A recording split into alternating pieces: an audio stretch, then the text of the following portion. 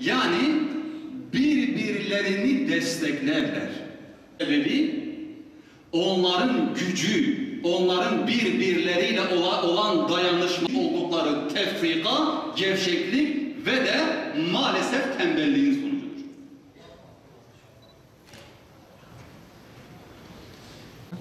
وَالَّذ۪ينَ آمَنُوا İman edenler cömert bir yüreğe sahiptir.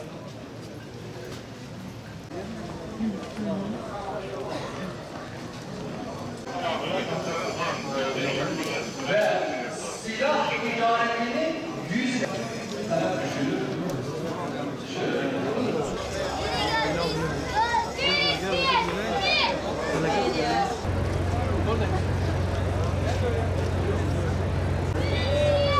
Genç abi.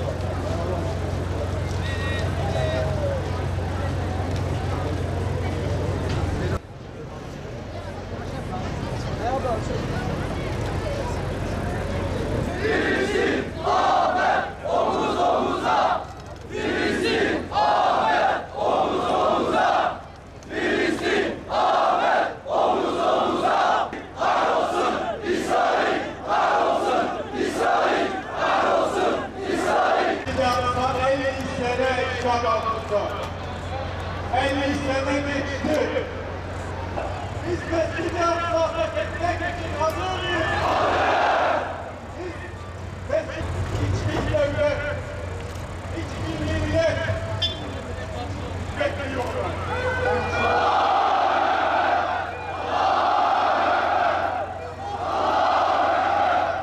Biz mescid-i Aksa'ya herkes hesabını vermek gerekiyor. Salahuddin Aliler günleri İlgililer milletlerine kitapları dinlemeyi öğrensinler.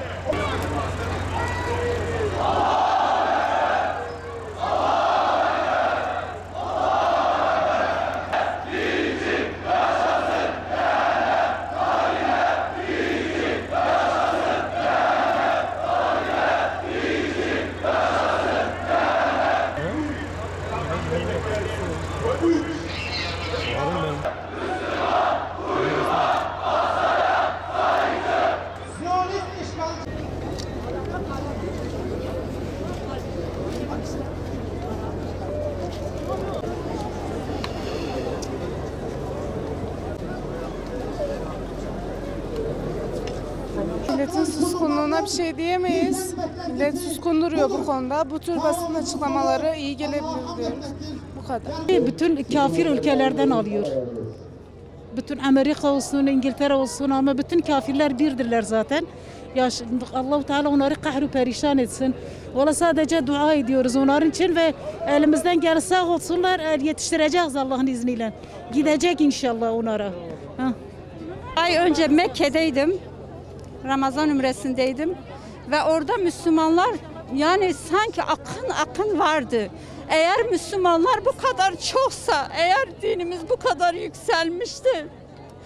Hani yani bu ne haldir? Müslümanın ne halidir? İslam'ın ne halidir? Ben hiç inanmıyorum bunlara. Hiç kimse hiçbir şey yapmıyor. Ümmetin topraklarını yöneten idareciler İsrail'le siyasi ve ekonomik ilişkilerini sürdürürlerse, eğer Filistin'deki kardeşlerine gönderdikleri gıda, giyim veya inşaat malzemelerinin Siyonistlerin kontrolünden geçirilmesini kabul ederlerse, bunu kendilerine yediriyorlarsa, sineye çekebiliyorlarsa, elbette Siyonistler Mescid-i Aksa'nın içerisine girecek olan Müslümanların üstünü aramayı, oraya giriş çıkışları kontrol etmeyi kendisine bir hak olarak görecektir. Bu hakkı biz verdik. Eğer ümmetin yöneticileri oradaki Siyonist terör şebekesini bir devlet olarak kabul etmeye devam eder ve onlarla ilişki kurmaya devam ederlerse, onlar gittikçe daha da pervasızlaşacaklardır ve emin olun o gücü kendilerinde bulabilirlerse mescide yıkacaklardır. Ama Allah'ın izniyle buna güç yetiremeyecektir. Bütün ben Müslümanların dikkatini şu noktaya çekmek istiyorum ki, Mescid-i Aksa'nın hakimiyeti Müslümanların elinden çıktıktan sonra ümmet ruhu iyiden iyiye kayboldu.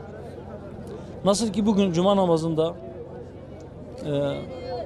imamın okuduğu hadis-i şerifte Resulullah Aleyhisselatü Vesselam Efendimizin belirttiği gibi orası yani Beytül Makdis, mahşer ve menşer yeridir. Orası tekrar bizim dirileceğimiz, tekrar yeşereceğimiz, tekrar kök salıp dallarımızı uzaklara uzatacağımız yer olacaktır.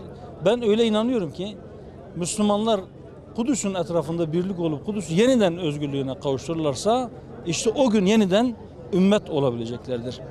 Eğer daha önce Darüsselam olarak isimlendirilen Mescid-i Aksa ve çevresi gerçekten bir selam yurdu olursa ki bu da ancak zaten ismi Silm kökünden, selamet kökünden, aynı kökten gelen İslam'ın oraya hakimiyetiyle ancak bu olabilir. Oraya selamet, oraya barış hakim olduktan sonra ben inanıyorum ki dünyanın da barış görmesi, bütün bir bölgenin, bütün İslam beldelerinin barışla tanışması mümkün olacak. Orası ilk adım olacak. Ve o habis Ur, Siyonist çete oradan sökülüp atılmadan hiç kimseye rahat yoktur. Bunu herkes böyle bilmeli. Eğer biz onları geri adım atmak zorunda bırakmazsak, buna zorlamazsak onlar adım adım ilerleyecekler, bizi adım adım geriletecekler ve bizim mahremimize girecekler. İşte 3. Harem-i Şerifi İslam'ın Mescid-i Aksa şu anda o pis Siyonist Putinler, postallarla kirletiliyor maalesef. Geri çekilmek istemiyorsak kendi yerlerimizi, kendi mescitlerimizi, kendi haremlerimizi onlara terk etmek istemiyorsak onları geriletmek zorundayız. Onları geriletmenin yolu da dediğim gibi ümmetin yeniden o ruhu kuşanması, yeniden birlik olmasıdır. Cesaret bizim dağınıklığımızdandır. Yoksa küfrün ortak özelliği korkaklıktır. Ayet-i kerimede de Allah-u Teala'nın buyurduğu gibi mescitlerde Allah'ın adının anılmasını engelleyen ve onların harap olmasına çalışandan daha zalim kimdir? Onlar oralara ancak korkarak girebilirler. Ama biz cesaretimizi kaybettiğimiz için, biz birliğimizi kaybettiğimiz için, biz yumruğumuzu sıkamadığımız için, biz onların bize karşı merhamete gelmesini beklediğimiz için onlar gittikçe gazaba geliyor. Eğer biz gazaba gelirsek onlara karşı, eğer biz onların davrandığı gibi merhametsizce davranırsak, yani merhamet etmeyene merhamet etmez isek, herkese hak ettiği muamelede biz bulunursak, emin olun onlar korkacaklar.